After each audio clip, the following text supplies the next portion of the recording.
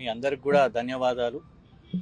ఉదయం నుంచి మమ్మల్ని ఇక్కడ పెడితే మీరందరూ కూడా ఇక్కడ ఎండలో నిలబడ్డారు, మీడియా వాళ్ళందరూ కూడా. సరిగ్గా ఇదే సమయం గత సంవత్సరం కేసీఆర్ గారు ఉస్మానియా యూనివర్సిటీలో అక్కడ సర్క్యులర్ రిలీజ్ చేసిర్రు, నీటి ఇబ్బందులు ఉన్నాయి, విద్యుత్ కోతలు ఉన్నాయి అని కేసీఆర్ గారు ప్రశ్నించినప్పుడు రేవంత్ రెడ్డి గారు ఒక తప్పుడు సర్క్యులర్ ని పెట్టారు. రేవంత్ రెడ్డి గారు వారి ట్విట్టర్ లో పెట్టింది తప్పుడు సర్క్యులర్, వేల మంది విద్యార్థుల గ్రూపులలో ఉన్నది ఒరిజినల్ సర్క్యులర్ అని ట్వీట్ చేస్తే దాని మీద తప్పుడు కేసేసి జైలుకు పంపించి ఇప్పుడు కూడా బెదిరలేదు. సరిగ్గా మళ్ళా ఇప్పుడు ఈ రోజు విచారణ పేరు మీద ఉదయం 11 గంటలకు ఇక్కడికి వచ్చినాము. 1 గంటకు 2 ప్రశ్నలు అడిగారు. ఎందుకు పెట్టిండ్రు, ఎట్లా పెట్టిరు, దీన్ని ఎందుకు పెట్టిండ్రు అన్న దానికి సీఎం రేవంత్ రెడ్డి గారు అసెంబ్లీలో జింకలు లేవు అని అన్నారు. మరి జింకలు ఉన్నాయని రేవంత్ రెడ్డి గారికి తెలియాలి, దేశం మొత్తానికి తెలియాలి అనేది ఆ జింకలై పెట్టినాము అని చెప్పి. ఎట్లా పెట్టిర్రు అంటే మొబైల్ ఫోన్ అని అన్నారు. ఇక దీనికంటే మించి వాళ్ళ దగ్గర ప్రిపరేషన్ లేదు. కాంగ్రెస్ ప్రభుత్వం ఎట్లయితే ప్రిపరేషన్ లేకుండా అసెంబ్లీకి వస్తారో ఇక్కడ పాపం వీళ్ళ దగ్గర కూడా అడగడానికి ప్రశ్నలు లేకుండే. ఇక ఆ తర్వాత 7 గంటలు ఉట్టి కూర్చోబెట్టారు. చాలా మంది కూడా ఏదో చాలా ప్రశ్నలు వచ్చేసినాయి, ఇదైనా అదైనా అనుకున్నారు. 7 గంటలు ఏ ప్రశ్నలు అడగలేదు. తర్వాత పైనుంచి ఒక క్వశ్చన్ పేపర్ వచ్చింది. ఒక క్వశ్చన్ పేపర్ లో 25 ప్రశ్నలు, ఇంకో క్వశ్చన్ పేపర్ లో 22 ప్రశ్నలు, ఇంకో క్వశ్చన్ పేపర్ లో 20 ప్రశ్నలు. 3 ఇన్వెస్టిగేటింగ్ ఆఫీసర్లు. పాపం వాళ్ళు ఏం చేస్తారు, ఎవరన్నా ఒత్తిడి పెట్టిర్రా ఇవి పెట్టడానికి అంటే వాళ్ళ డైరెక్షన్ ఇంకా వేరే వైపు ఉండే, ఎట్లా కేటీఆర్ గారిని లాగుదామా, కేసీఆర్ గారిని లాగుదామా అని ఎవరన్నా మీకు పంపించిర్రా అంటే చెప్పినాం.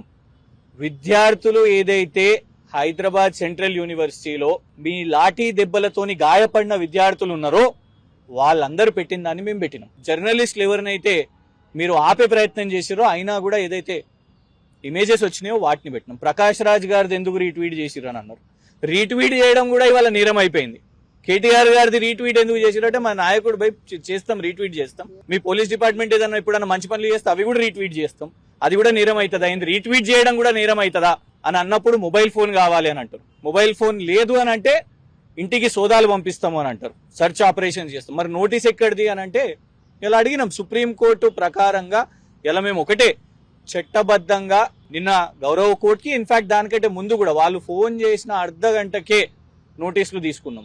వాళ్ళు పిలవగానే ఇవాళ హాజరైనాం, ఓపిక్గా కూర్చున్నాం, వీడియో రికార్డింగ్లు చేసిర్రు. మరి కాంగ్రెస్ వాళ్ళ సోషల్ మీడియా వాళ్ళ వీడియోలు తీసుకుంటారా మాకు తెలియదు, కానీ 3 ఇన్వెస్టిగేటింగ్ ఆఫీసర్లు అడిగిన ప్రశ్నలకు ఓపికగా కోఆపరేట్ చేసుకుంటూ ప్రతి ఒక్కదానికి కూడా సమాధానం చెప్పినాం. ఎందుకు పెట్టిండ్రు అని అడిగారు. మరి రేవంత్ రెడ్డి గారు మాట్లాడారు కదా, రేవంత్ రెడ్డి గారు కూడా ఫాల్స్ న్యూస్ చెప్పారు కదా, జింకలు లేవని. ఇలా మాకు లోపటి ఉంటే సమాచారం వస్తుంది, అందరు మాట్లాడుకుంటున్నారు. కానీ పాపం వీళ్ళందరూ కూడా డ్యూటీ అక్కడ చేయలేకపోతున్నారు గచ్చిబౌలి వాళ్ళు. ఎందుకంటే డీసీపీ గారు ఇక్కడనే ఉన్నారు, ఏసీపీ గారు ఇక్కడనే ఉన్నారు, సిఐ గారు ఇక్కడనే ఉన్నారు, 3 ఎస్ఐలు మమ్మల్ని విచారణ చేపిస్తున్నారు. మొత్తం మా పని మీదనే ఉన్నారు. 3వ జింక చనిపోయిందంట పాపం. కానీ ఎవరు చంపుతున్నారో ఎట్లా చనిపోయిందో వాళ్ళ మీద ఏమైనా కేసేసిర్రా? చెట్లు నరికిన తర్వాత 3 జింకలు ఎటు పోవాలన్నా, గోపానపల్లి దిక్కు పోవాలన్నా, ఇంకేటన్నా ఉరకాలన్నా, ఎటు దిక్కు పోవాలనో అర్థం కాని జింకలను ఇవాళ రేవంత్ రెడ్డి గారు పంపించిన కుక్కలు చంపేస్తున్నాయి. మరి వాటి మీద ఏమైనా కేసు అయిందా? సల్మాన్ ఖాన్ అనే నటుడు ఒక జింక మీద వేట చేసిండని ఆయన మీద 30 సంవత్సరాల నుంచి కేసు నడుస్తున్నది. మరి ఇక్కడ 3 జింకలు ఇప్పుడు చనిపోతే దానికి బాధ్యులు ఎవరు? దాని మీద విచారణ జరగాలి కదా. జింకల ఫోటోలు పెడితేనే, జింకలు చనిపోతున్నాయని ఫోటోలు పెడితేనే కేసులు అయితే మరి జింకలు ఎవరి కారణం వల్ల చనిపోతున్నాయి? మేము అన్నాం జింకలు ఉన్నాయని, మమ్మల్ని కాదండి, సుప్రీంకోర్టు గారు పంపించిన, సుప్రీంకోర్టు జడ్జి గారు పంపించిన హైకోర్టు రిజిస్ట్రారే చెప్పారు, లిఖిత పూర్వకంగా చెప్పారు. జింకలు చూసినాము, నెమళ్ళు చూసినాము, 100 ఎకరాలు నరికేసిన చెట్లను కూడా చూసినామని. మళ్ళీ ఇంకొక అయ్యో గారు అదే ఎందుకు పెట్టిండ్రు అని అంటే మరి 10,000 కోట్లు ఐసిఐసిఐ బ్యాంక్ దగ్గరికి వెళ్ళి ఆల్రెడీ తీసుకున్నారు కదా, ధరలను కూడా పెంచి తర్వాత తగ్గించి 75 అని చెప్పి మళ్ళా తర్వాత 52, ఇవాళ తేడా చూసుకుంటే 10,000 కోట్లు. దీని గురించి చర్చిస్తలేరు. అసలు ఇది పెద్ద ల్యాండ్ స్కాము, దాని చర్చ జరగొద్దు. ఇందులో 10,000 కోట్లు ఎందుకు తగ్గినాయి? ఆల్రెడీ ఐసిఐసిఐ బ్యాంక్ దగ్గర ఒక అడవిని ఇవాళ సుప్రీంకోర్టు కేసు దేని మీద పెట్టింది పేరు?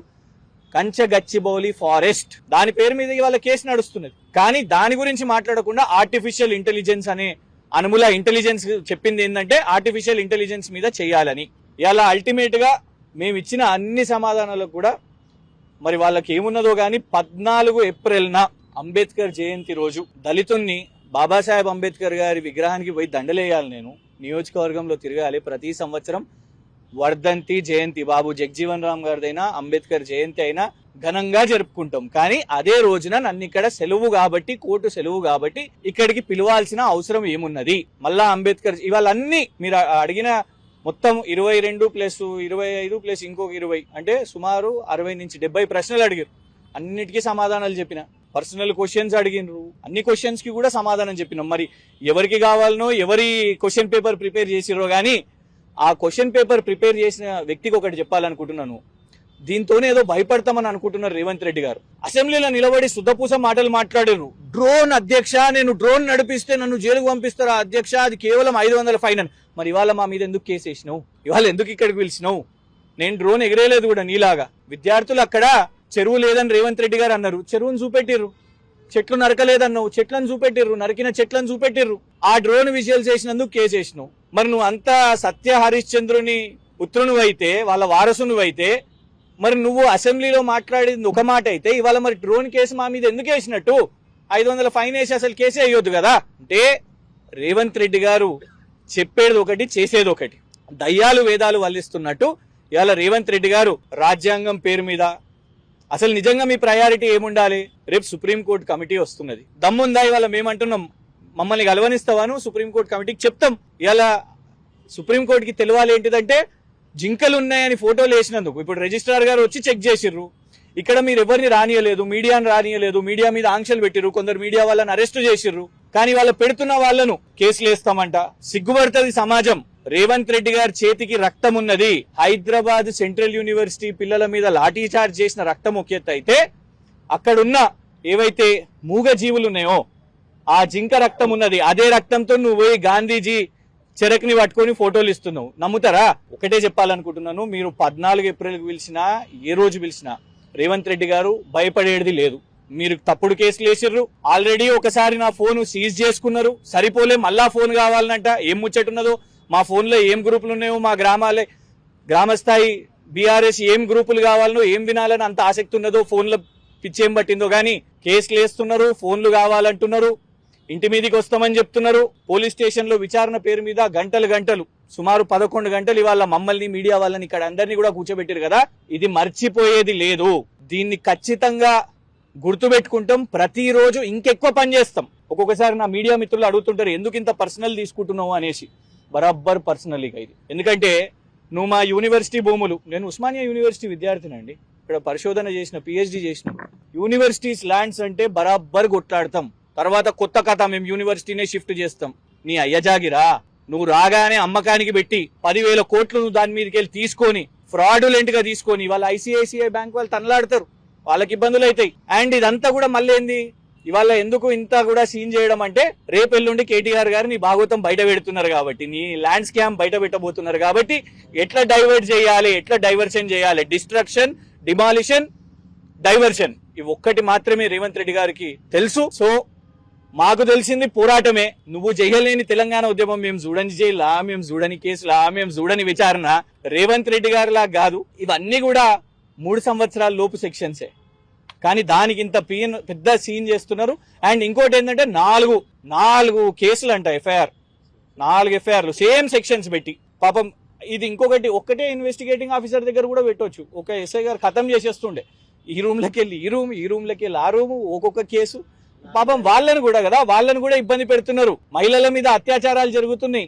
వారి సొంత జిల్లాలోనే ఒక మహిళ మీద 8 మంది అత్యాచారం చేశారు, గ్యాంగ్ రేప్ చేశారు. జర్మన్ టూరిస్ట్ వచ్చింది, అత్యాచారం అయింది.